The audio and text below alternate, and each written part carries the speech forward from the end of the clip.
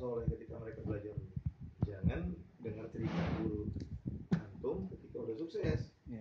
Kacau nanti. Nanti kepengennya gitu kayak Alphard terus nanti. Tapi lihat gimana ketika mereka belajar.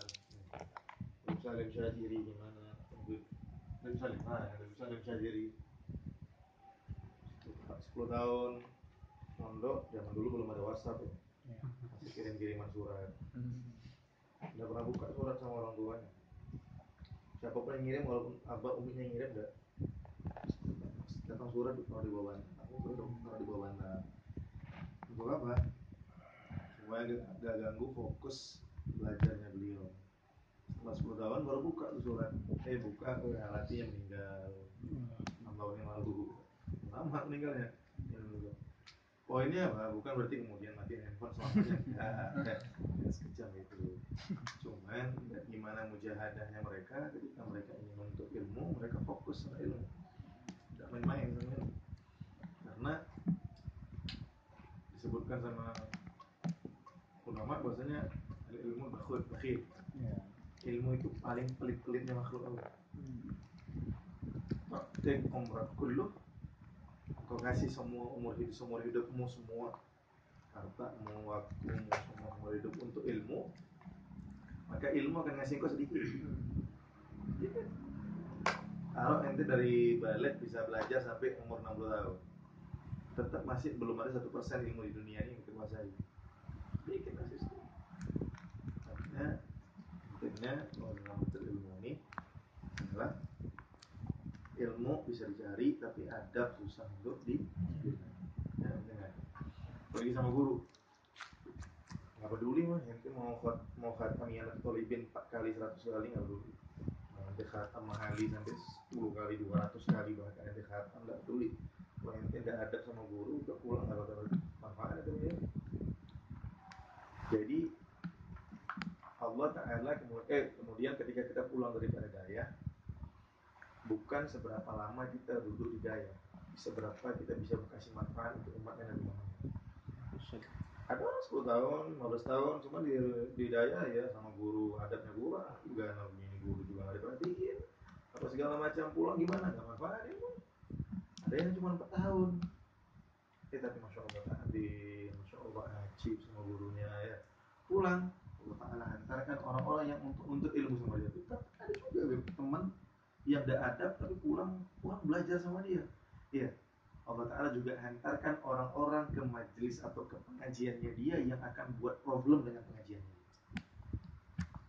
Tetap Allah akan kasih yang belajar, tetap akan ada yang belajar sama kita, walaupun kita gagal adab sama guru, kurang adab sama guru, tetap. Cuman Allah Ta'ala akan hantarkan orang-orang yang akan bikin problem sama kita punya hidup. Hidup gak tenang, bikin problem, sana problem, ini problem. Kenapa? Sama guru problem. Jadi sangat ilmu kita ini ibarat rantai. Rantai kan di atas gitu kan, kaki julang ke bawah. Nanti goyang sedikit aja bawah, cek gitu, getar sampai ke atas. Bayangin kalau ada yang putus, itu mau goyang 1000 kali gak bakal goyang yang atas. Kenapa? Di sini ada yang putus. Syed Muhammad Syed Darbar, beliau mengatakan bahwasanya seorang guru sebenci apapun sama muridnya tidak bisa putuskan ilagah antara guru sama murid. Tidak bisa. Saya punya murid, saya benci sama murid saya bilang, kok tidak mau saya anggap murid, tidak bisa. Kata beliau, tetap itu akan jatuh murid. Kapan terputus ikatan tersebut? Kalau santrinya yang memutuskan ikatan kepada guru. Guru tidak boleh putus, insya Allah. Tapi bukan berarti bisa buat para guru ya. Orang. Maka perlu perhatikan. Yang pergi majelis, yang nggak pergi ke daya, pergi majelis, ada syarat. Ibn Mubarak 18 tahun belajar ilmu, 2 tahun belajar adab. Setelah belajar adab 2 tahun mengatakan, andai kalau aku belajar adabnya 20 tahun semuanya belajar adab. Udah penting ya. Saya bilang penting. Orang bisa gagal ibadah gara-gara ilmu. Orang bisa rugi ibadah gara-gara ilmu. Cuman orang bisa rugi segala-galanya gara-gara nggak ada. Oh iya, belajar deh. Orang laki-laki dalam sholat gimana? Pusat sampai kalau anak pakai sarungan doang, angkat sedikit ke pusat untuk utut sama sholat sah atau enggak? Sah. Dicari semua umat mazhab gak ada yang bilang gak sah. Sah semuanya. Udah. Sekarang nanti pergi ke masjid gitu. Gimana nih? Bayar uang. Kita langsung pakai baju, sarung gitu doang gitu. Sah. Syariat mengatakan sah. Nah, ini tapi tidak punya adat mau gue nanti. Orang sepintar apapun, kalau tidak punya adat sama Allah sama Rasulullah, nggak akan dianggap baik. Semua orang tidak punya ilmu, tidak punya akhlak, punya adab, tetap akan dianggap Allah. Ada orang ngaji 10 kali, tapi asal lewat, Abdullah mau kemana? Haji mungkin. Ada yang modest itu ya, umpan. Ada yang tidak haji, panggil, Muhammad.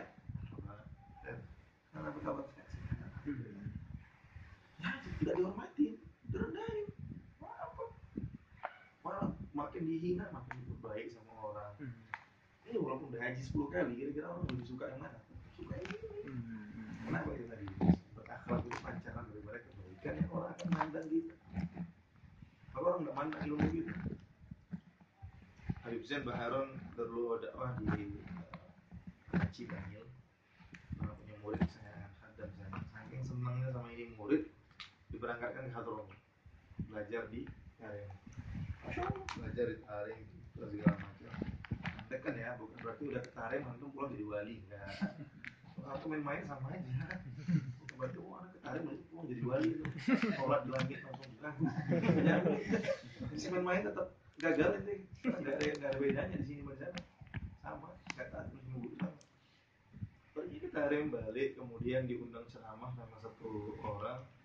Barengan sama Habib Zain, gurunya beliau. Cuma karena mandang bahwasanya aku baru balik dari Hadron, aku baru balik dari Batar, Masya Allah. Aku punya ilmu, aku punya pamor, aku punya segala macam. Sehingga ketika Habib Zain nyamperin, Habib Zain senang lihat muridnya, dia salamnya gini loh. Gurunya cium tangan Habib Zain bolak-balik gitu. Yang biayakan Habib Zain kan, Hadron segala macam.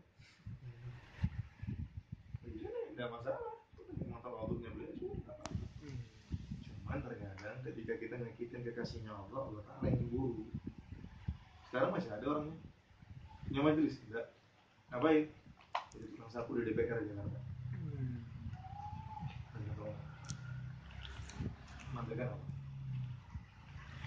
Takdim, tidak cuma takdim sama guru ya. Banyak loh, takdim sama ilmu, takdim sama adatul ilm yang paling banyak. Takdim sama alat ilmu. Saya bukan nyalahkan yang di sini ya. Tapi kita jangan untuk membiasakan apa yang kita nggak itu kan udah biasa ya. Bukan karena udah biasa, tapi kita pengen itu dari sendiri ya. Apalagi kita sering kadang-kadang melihat kitab tuh langsung di lantai. Ini ilmu kita ngasih seluruh hidup ente aja dia ngasih sedikit, apalagi itu cuma main ngasih ya. Tapi yang punya guru lah, kita bukan kemudian kita jadi kurang ajar sama guru, kemudian ini guru udah punya adab, nah, dia mungkin punya alasan sendiri. Tapi kita juga punya alasan sendiri untuk mengangkat itu kita patut tahu syal, pantas sedikit ini untuk karena ini alat ilmu, kita juga harus bukan guru jangan main bukan gini, sunnah ya. Kalau boleh baik yang majelisan maupun yang untuk ilmu. Nanti mau ngambil ilmunya siapa? Nabi Muhammad. Lah caranya Nabi Muhammad itu tidak pakai. Cocok nggak? Coba. Karena pernah diskors minggu gara-gara lupa ini. Tidak boleh masuk kelas cuma gara-gara siwak. Siwak doang. Ini benar. Anak juga protes tuh. Anak kesel. Ya, sama guru-guru gitu orang. Masuk sama pimpinan Nabi Muhammad. Masuk. Kunjung. Pulang. Targum. Salah apa ya? Kesalahan apa? Kita bawa nggak tahu pulang nggak tahu salah pulang besok pergi lagi nggak tahu salahnya salahnya pulang Kali ketiga nangis gitu. Nggak tahu salahnya, Beb. Ya Allah, Beb, antum mau tanya 100 kali itu nggak tahu salahnya. Terus saya bilang 3 hari yang lalu masuk masjid pakai kaki kiri apa kanan? Nggak boleh ikut pelajaran 3 kali cuma gara-gara masuk masjid pakai kaki kiri. Kita protes dong, masa cuma itu kita ninggalin ilmu.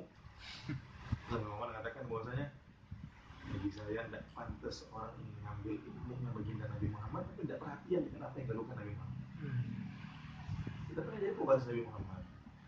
Jadi kita kayak pengen ngambil hartanya orang tapi kita nggak peduli sama orangnya. Kira-kira gimana? Anak dekat sama ini anak yang hartanya doang. Dan kita sama malaikat. Mau hartanya doang gitu. Nah kan warisan Nabi apa? Ilmu. Warisan itu apa? Kan harta. Ya, ibarat kata kayak kita pengen deket sama Nabi cuma pengen hartanya doang. Mau Nabi mah sembarang kita nggak peduli. Nabi nih kalau secara udah mau hartanya Nabi doang. Mereka nggak apa-apa. Tapi kalau ada satu orang gitu tahu dia pengen sama-sama pengen harta satu orang tapi diikutin tahu dia ini yang punya harta sukanya begini dibuat begini. Ya. Oh, waktu nyatu ya dibuat asalnya yang punya harta apa? Senang teman. Oh, masya Allah ya orang bagus masya Allah. Kan dikasih lebih. Tapi kalau yang cuma nyari harta doang kasih juga sekedar. Ya sudah nyampe. Ambil sebenarnya apa? Pergi. Benar sih. Kadang-kadang orang kaya ngasih supaya cepat pergi. Kita pada nongkrong depan pintu pagar dan lama-lama main doang. Semua. Tapi ada satu orang yang masya Allah dia bilang kasih besok balik lagi ya. Kenapa? Senang sama ini. Besok balik lagi, buat lagi, kasih lagi. Besok balik lagi ya. Nah, jadi orang ngambil ilmu. Hanya trik untuk ilmu. Dan untuk ilmu itu cuma bukan sekedar kita bisa baca kitab penting. Tidak bisa baca kitab, mana kita mendapat ilmu? Tidak, ibarat kata mau perang nggak ada pedangnya. Kan ilmu nahwu sorof ini kan alat, namanya ilmu alat. Cuma kan nggak cuma sekedar cuma punya pedang terus jadi bisa perang. Masih punya taktik, masih punya strategi, masih punya cara berperang, masih tahu cara nangkis. Aku nyerang doang, nangkis nggak bisa. Badan keberat semua pedang lawan, gitu. Allahu Akbar, nggak ngerti udah Allahu Akbar ya. Harus ngerti nangkis gimana, kalau gini gimana. Jadi ilmu seperti itu ada teman-teman dalam dunia. Ketika kita belajar, oleh karena itu manfaatin. Allah Ta'ala ada kasih. Alhamdulillah yang bisa belajar di Mudi. Saya yang masya Allah masyhur di Aceh, yang terkenal di Aceh. Kemudian pulang jangan sombong. Dan kemudian usia dari daerah yang terhebat di Aceh kemudian bisa kenal dakwah Nabi Muhammad seperti itu. Ya. Kata kita belajar di Hadramaut, kemudian sampai mari kita maju. Masya Allah ilmunya orang Aceh lebih pintar daripada kita. Jadi masya Allah. Saya nggak pernah ngajar fikih sama sekali. Walaupun saya ngerti. Tetap saya suruh ngajar terus berani. Untuk fikih di majelis. Kenapa? Saya anggap ilmunya lebih tinggi. Jangan pernah takut ngakuin kekurangan sendiri. Dan itu ulama mengatakan wallahu a'lam nisful ilm. Bila nggak tahu itu setengah daripada ilmu. Kita harus tahu. Empuk. Ya, dulu tuh ada di pesantren itu dia hobinya main-main aja. Dia asal belajar pakai selalu dengar, oh hukum ini ada 2 pendapat. Imam Ibn Hajar membolehkan, Imam Romli tidak bolehkan. Ibn Hajar, Imam Romli sering beda pendapat. Oh, Imam Ibn Hajar membolehkan, Imam Romli memakruhkan. Ada 2 pendapat. Oh, masya Allah. Itu aja yang dihafal malah. Pulang ke kampung. Setiap ada yang tanya, hukum ini apa? Oh, itu ada 2 pendapat. Ada yang bolehkan, ada yang tidak boleh. Belum kena jawabannya. Kalau hukum ini lah, itu pun juga ada 2 pendapat. Ada yang boleh kan, ada yang tidak boleh kan. Kenapa? Yang tadi. Sampai akhirnya ada yang nanya, Engku, apakah Tuhan itu Esa? Itu pun ada 2 pendapat. Nggak ada. Lupa deh, nggak kebiasaan ngejawab doang. Nggak tahu. Jangan ego, kemudian gengsi dong. Ada yang mesti nggak tahu. Nggak tahu, soal tidak. Nggak tahu. Oh, minggu depan saya jawab. Insyaallah, minggu depan saya cari dulu. Nggak mengurangi rasa hormat murid kita kepada kita loh. Ini coba untuk mengurangi. Kenapa? Karena Allah Ta'ala berikan kita ilmu, kita pakai ilmu tersebut dengan semaksimal mungkin. Dengan pakai ilmu kemudian Imam Ghazali bagi itu ada 3. Ada yang untuk ilmu betul-betul karena Allah, tujuannya ngapain? Untuk ngebenerin diri sendiri. Maka kalau buat pengajian tujuannya untuk ngebenerin orang, salah niatnya. Dan itu nggak perlu dibenerin diri sendiri. Niat buat pengajian untuk apa? Ngebenerin diri sendiri. Niat buat hal yang baik, umpama mudah membuat event-event agama atau membuat acara-acara keagamaan atau ngedakwah dalam sosial media. Niatnya apa? Untuk ngebenerin diri sendiri, bukan untuk ngebenerin orang lain. Kenapa? Ketika niatmu untuk membenarkan orang lain, kalau ada 100 orang yang mendengar kajianmu, barangkali 1 orang yang akan berubah. Tapi kalau engkau niat untuk membenarkan diri sendiri, maka 10 orang di sekitarmu akan ikut tanpa engkau ajar. Kita ngomong nih, antum ngomong dalam majelis, Allah Ta'ala berikan pahala duha yang begitu luar biasa. Aku duha ngapain? Tidur saya. Ada orang nggak ngomong, nggak pernah ngomong mulai duha. Tapi ketika duduk sama kawan-kawannya, bentar, karena duhaan. Duha. Doa sih duha? Nanti. Oh, biar gampang rezeki. Aku juga mau dong. Karena lisanul hal afsah min lisanil. Lisanul hal tuh buatan dirimu itu lebih gampang dicontohi sama orang awam daripada ucapan. Jadilah penuntut ilmu yang ilmumu terpancar dari perbuatanmu, bukan dari ucapanmu. Jaga duhanya, witirnya. Imam Abu Hanifah dalam mazhabnya beliau, thalibul ilm wajib hukumnya witir. Mazhabnya beliau, alhamdulillah tasyabih. Tapi bukan berarti kita bisa meremehkan pendapatnya beliau. Maksudnya kenapa? Beliau menitik beratkan pada thalibul ilm. Thalibul ilm, orang awam enggak? Thalibul ilm, hukum witir apa? Hukum witir hukumnya wajib. Mazhab Imam Abu Hanifah. Bukan mazhab Syafi'i. Saya tidak bicara mazhab Syafi'i, kita mazhab Syafi'i. Kita sunnah. Nah, tapi menandakan bahwasanya kalau ada mazhab lain yang mewajibkan, berarti kita hendaknya menitik beratkan kepada amalan tersebut. Menandakan bahwasanya ulama tersebut perhatian sama satu ibadah tersebut. Walaupun tempat kita sunnah, tinggalkan nggak apa-apa. Tapi kenapa sih Imam Abu Hanifah sampai mewajibkan? Berarti ada something special dalam salat ibadah tersebut untuk thalibul ilmi. Daripada nganggur sebelum tidur, malas udah 1 rakaat, udah walaupun seburuk-buruknya witir gitu. Ya nggak apa-apa. Ada istiqomah itu ya. Mereka nanya istiqomah. Istiqomah itu jangan kayak orang menang lotre ya. Dapat hadis fadilah tahajud malam ini 1000 rakaat.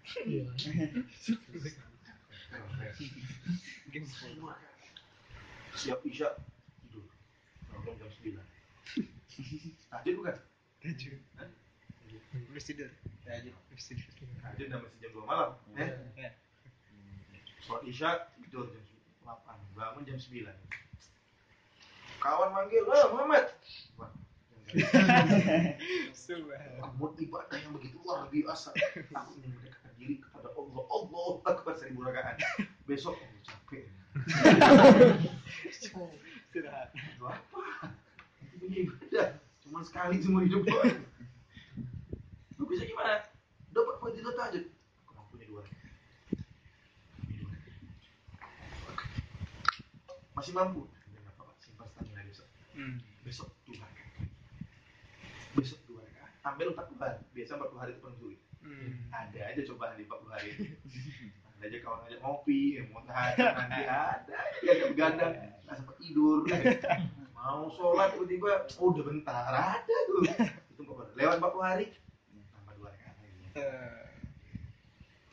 Jangan nafsuan ya. Nafsuan mau ibadah ini rasanya. Baca Al-Quran hari ini 10 juz. Besok masih 10 juz. Hari ketiga korting 2 juz, 8 juz. Minggu depan udah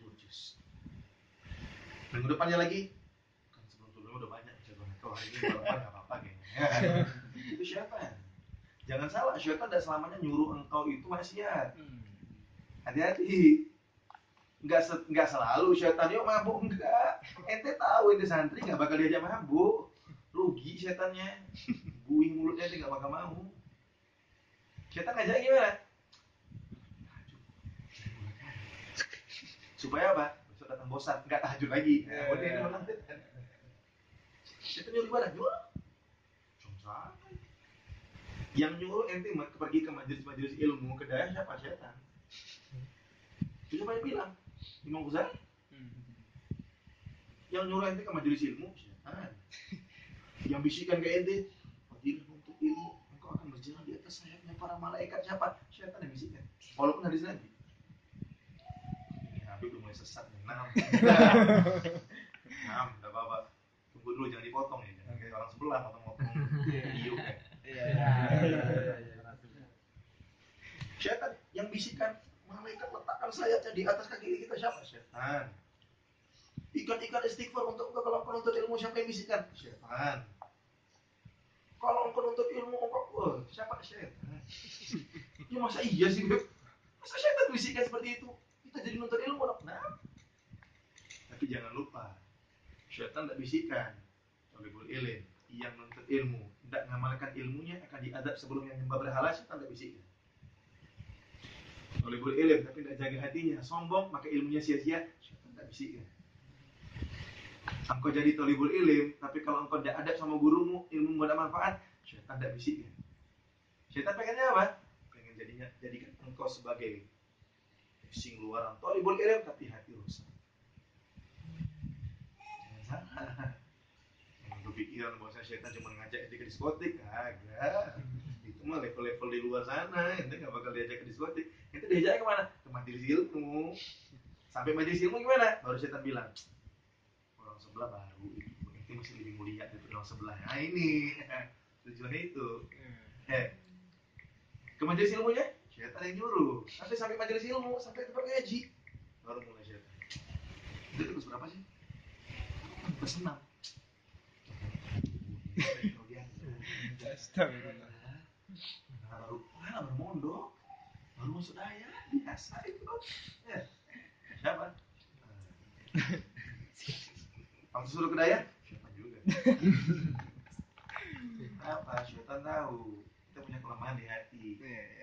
Sehingga syaitan pengen apa? Engkau fakir dengan ilmumu, engkau bangga dengan ilmumu, engkau merendahkan orang dengan ilmumu, sehingga ketika engkau jadi ulama yang merendahkan orang lain, syaitan berhasil. Engkau masuk dalam kategori ulama su yang ditakutkan oleh baginda. Siapa ulama su? Pakaiannya macam ulama, sorbannya macam ulama, ridanya macam ulama, duduknya macam ulama, ngobrolnya macam ulama. Dia ngajak orang untuk apa? Untuk menjauhi dunia, tapi dia orang yang paling pertama deketin dunia. Dia ngajak orang untuk jauh, untuk mendekat sama Allah, tapi dia orang yang paling pertama untuk jauh daripada Allah. Dia ngajak orang untuk tawadhu, tapi dia orang yang paling sombong di muka bumi. Ini panggilnya syaitan. Syaitan pengen menjadi ulama, jadi ulama su. Gitu.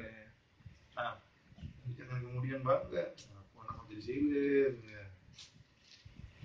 Apa sih yang ditunggang sana? Tak pernah pergi maulid. Ini dong anak maulid. Pede banget lu. Jelas yang di ujung. Ini dong untuk ilmu ilim. Kenapa enggak nabi? Itu hati-hati. Penyakit ilmu ilim. Jadi giring benar sama syaitan untuk ilmu. Kenapa jangan heran banyaknya majelis ilmu sekarang? Yang hadir majelis ilmu. Hijrah lagi tren. Hijrah. Pemuda hijrah tren. Tapi berapa banyak orang yang bisa kontrol hatinya ini? Atau cuma kemudian hijrah kemudian untuk kemudian ngambil gambar di sosmed kemudian supaya bisa ngupload, supaya bisa tulis hashtag pemuda hijrah. Cuma sebatas itu hijrahnya gitu. Atau hijrahnya kita tanpa perlu ada yang tahu, cuma kita yang tahu kelemahan kita sama Allah, kemudian kita ngadu sama Allah, tadallul sama Allah, tadarru' sama Allah, kita merendah di hadapan Allah. Ini yang sebenarnya hijrah. Yang ditipu sama-sama. Yang ditipu. Allah jangan ditipu. paling bahaya itu sekarang. Karena selalu nasihatin sama yang anak muda, semua akan ngalamin fase tersebut, termasuk anak pribadi. Masuk ketika kalian punya ilmu, kalian kepingin kalau bisa satu dunia masuk Islam. Itu penyakit paling gitu. Mau lihat ada yang salah, kawan tidak beres itu. Memang kau ini nggak jalan tobat lagi untuk dirimu. Neraka abadi untuk dirimu. Macam kita punya Mereka abadi. saya udah CS-an sama malaikat Malik. Tahu gitu daftar neraka siapa gitu. Kejam nih. Habib Abdullah bin Ali bin Haddad ketika satu orang datang ke beliau kemudian, Habib, doakan saya sama antum itu masuk dalam surga. Imam Haddad kemudian merah wajahnya. Bet, anak, saya masuk surga. Ini yang bilang siapa? Imam Haddad ya. Kemudian kitab silsilah itu ada dia 11 kitab lebih. Nah, Ratibul Haddad dan Quran yang Masya Allah ya. Sama Nabi jangan ditanya. Beliau bilang apa? Anak masuk surga. Anak dicampakkan antara surga dan neraka. Udah syukur itu semua. Minta anak masuk surga. Siapa dari anak? Takut tadi dia nanya akhirnya. Santrinya Imam Haddad paham. Kemudian dia bilang, Habib, apa Habib? Mungkin pertanyaan yang orang salah, kurang pas. Tapi bukan kita suruh minta sama Allah yang tinggi-tinggi. Ya bukan berarti kemudian santri dan bisa ingatkan sang guru. Ya, bukan gurunya salah, nah. Pas kontrol, kadang dzauq sama Allah, ngerasa tidak pantas masuk surganya Allah ya. Tapi terus Imam Haddad itu sadar akhirnya. Imam Haddad angkat tangannya, ya Rabb, masukkan aku dan dia ke dalam surga. Ini orang siapa yang orang dapat doa Imam Haddad? Poinnya sekelas Imam Haddad sekalipun tidak merasa aman dengan surganya Allah. Nah siapa kita? Cuma serpihan debu daripada kemuliaan ulama. Bahkan debu di kaki ulama itu lebih mulia daripada kita. Nah debu yang nempel di kaki ulama masih mulia debu tersebut, karena nempel di kaki ulama sama kita. Paham poin? Kalau ngomongin sama antum semua, misalnya antum itu poros perjuangan Islam zaman sekarang. Yang mau dakwah dengan cara apapun silakan, fadhol. Ada yang bisa dakwah dengan kalam karena dia pintar ngomong, silakan. Ada yang kadang-kadang dengan penaknya dia pintar nulis ngarang novel yang bagus untuk bisa mengajak orang ke kebaikan, silahkan. Ada yang mungkin punya dalam media sosial, silahkan. Tapi niat mesti diperbaiki. Yang punya balai ngajar, silahkan. Yang punya majelis taklim, silahkan. Ambil andil dalam dakwahnya baginda Nabi Muhammad, siapapun kalian. Karena bukan daripada basic hidayah, daripada basic kuliah. Dan kuliah jurusan matematika. Gimana? Ajarkan anak untuk bisa matematika, anak kecil matematika, anak-anak daya kalau bisa sekalian untuk dia bisa matematika supaya dia bisa belajar ilmu faraid. Setiap dia belajar ilmu faraid, pahalanya semua bisa ambil andil dengan Nabi Muhammad. Semua bisa campur dengan Nabi Muhammad, tinggal intinya pandai atau enggak. Campur sama perempuan aja pandai, campur sama Nabi Muhammad kok gagal ya. Harusnya lebih ceketan ya, lebih apa ya, lebih bingung bahasa sendiri. Lebih ya lebih sok-sokan gitu sama Nabi. Sosok itu yang mau Nabi ku engkau ngapain sih capek-capek gini untuk Nabi? Dapat apa? Jadi biar dikenal aja di akhirat ya. Mudah-mudahan dikenal. Ya mudah-mudahan amin insyaallah. Gitu. Tujuannya ngajar buat apa? Nanti ini anak-anak kecil bisa nanti kenalin Nabi sama Nabi Muhammad. Terus nulis ngapain? Nulis novel supaya setiap pembaca novel itu bisa rindu sama Nabi Muhammad. Barangkali nanti aku udah jumpa sama Nabi Muhammad, loh kok yang baca novel ditanyain, loh kok engkau kok bisa rindu kepadaku, kata Nabi Muhammad. Tidak tahu Nabi, aku baca satu novel. Siapa pengarangnya? Bulan, oh ini yang buat umat-umat rindu. That's the point. Itu poinnya. Jadi bukan belajar malam buana, buat novel buana, tidak ada nilainya buat apa?